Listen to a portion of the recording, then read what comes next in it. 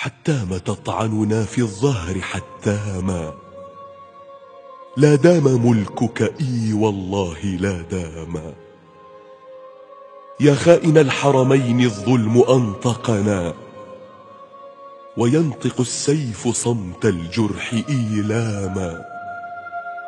وليس فيك الذي نهواه في ملك، ولست ممن يهز الأرض إن قاما. ولست فينا أبا بكر ولا عمرا، ولست في نخوة الفرسان صداما. ولست أشرفنا جدا ولا نسبا، ولست أرفعنا خالا وأعماما. ولست تفصل من أي القبائل إن مال الرجال إلى الأقوام أقواما. ولست أفصحنا والعي شيمتكم، ولست أكثرنا في الحرب أعلاما. ولست أحفظنا للأرض لو كتبت، ولست أصدقنا دينا وإسلاما. وتحت أنفك شعر لا رصيد له من الرجولة إنجادا وإقداما. وجلد وجهك مثل الطبل يعجبه صفع الأكف ولا يدري بمن لاما. صفع الأكف ولا يدري بمن لاما.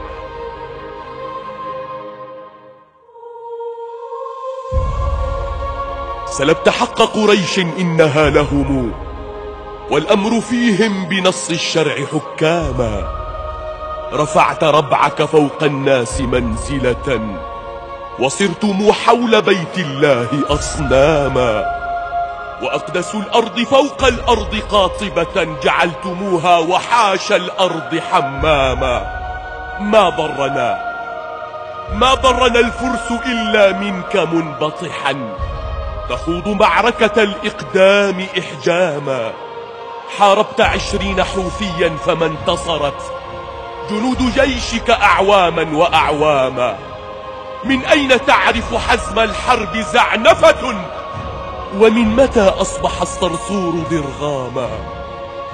وسمت العرب الصمصام ممتشقا، ولم تسم أداة الرقص صمصاما. والسيف للحرب لا للرقص يا ملكا، أهانه الله فيما رام إن راما. ما كان أصبح في كفيك ممتهنا، لو عند غيرك هذا السيف قد داما. ما أنت بالحكم ترضى حكومته، ولا الأصيل ولا ذي الرأي إبراما. وقد عرفناك نذلا لا أمان له، في المسلمين وللكفار بصاما.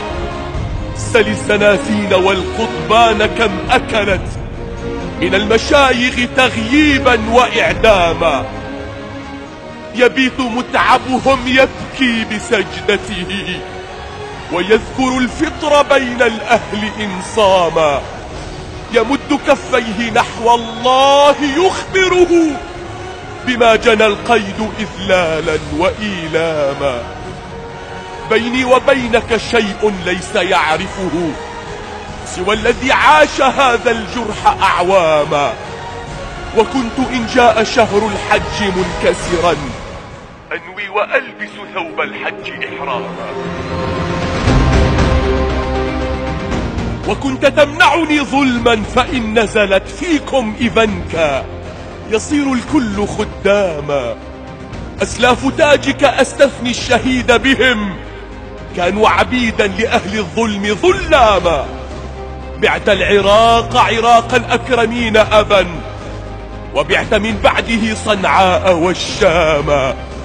والآن تشحذ سيف الغدر تشحذه، وتعلن الحرب أقلاما وإعلاما.